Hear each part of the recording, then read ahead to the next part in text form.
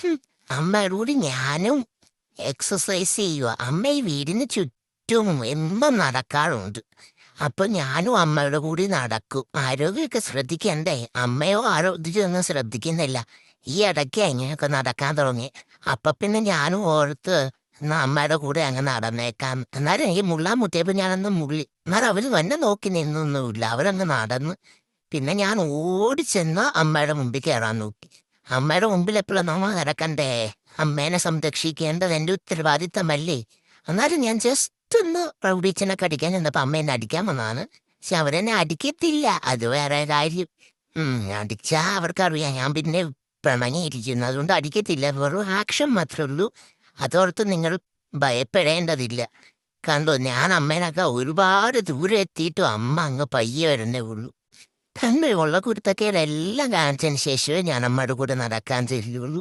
ഇതിപ്പോ രണ്ടാമത്തെ റൗണ്ടാണ് നമ്മൾ നടക്കുന്നത്.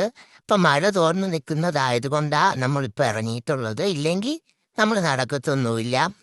ഞാൻ അമ്മ എന്നെ തോപ്പിക്കാൻ വേണ്ടി മുമ്പിൽ തരുന്നു. അന്നേരം ഞാൻ വിട്ടുകൊടുക്കുമോ? ഞാൻ വീണ്ടും ചെന്നു. ഞാൻ പിന്നെ റൗഡിച്ചൻ്റെ അടുത്തോട്ട് ചെന്നു. അത് ചേച്ചിക്ക് ഇഷ്ടപ്പെട്ടില്ല, ചേച്ചി വഴക്കൂർ. അപ്പൊ ഞാൻ പിന്നെ അമ്മേനെ തള്ളിയിട്ടിട്ട് ഓടി. അമ്മ എന്നെ പിന്നെയും നടക്കാൻ തുടങ്ങി. ഞാനാണെ മടുത്തിട്ടുണ്ട്. പിന്നെ അമ്മയോട് നടക്കണമല്ലോ, അമ്മേനെ നോക്കണ്ടേന്നോർത്ത് ഞാൻ പിന്നെയും അമ്മയുടെ പുറകെ ചെന്നു. അപ്പൊ നിങ്ങളും ഇങ്ങനെ ആരോഗ്യമൊക്കെ ശ്രദ്ധിക്കണം കേട്ടോ. എല്ലാരും ആരോഗ്യവാന്മാരായിട്ടിരിക്കണേ. പിന്നെ എല്ലാരും ഫുഡൊക്കെ കഴിച്ചായിരുന്നോ?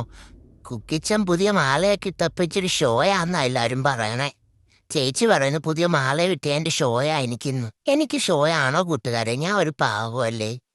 ഇതിപ്പോ ഞാൻ എത്രാമത്തെ റൗണ്ടാന്നറിയാം? ഇതിപ്പോ മൂന്നാമത്തെ റൗണ്ട് അടിയാ ഞാനും അമ്മയും കൂടി. അതിന്റെ പുറകെ ഇവളെന്തിനാണ് ഈ ക്യാമറ ഒക്കെ പിടിച്ച് വരുന്നതെന്ന് എനിക്ക് മനസ്സിലാവുന്നില്ല. എന്നിട്ട് ഞാൻ ചേട്ടനൊരു ഉമ്മ കൊടുക്കാൻ പോയതാ. അവനത് വേദനിച്ച്.